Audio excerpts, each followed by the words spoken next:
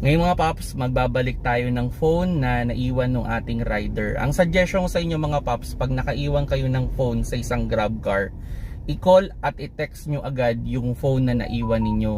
Well, unfortunately, itong phone kasi is naka-lock at naka-silent, so hindi ko nasagot yung call. Pero pinaka-suggestion ko sa inyo, huwag kayong gagamit ng phone na registered dun sa phone kasi hindi lalabas yung cellphone number, and buti ginamit nila is hindi registered, so na-call back ko kagad yung phone.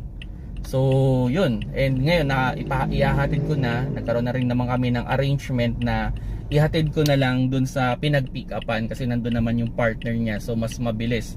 Although pwede naman naming i-email si Grab dito na at dalhin na lang namin sa lost and found, pero mas matagal kasi yung proseso nun, so ito mas mabilis. Buti na lang yung drop off nung bago kong customer o nung another customer ko is malapit dun sa drop off, ay dun sa pick up location, so mabilis yung naging arrangement namin.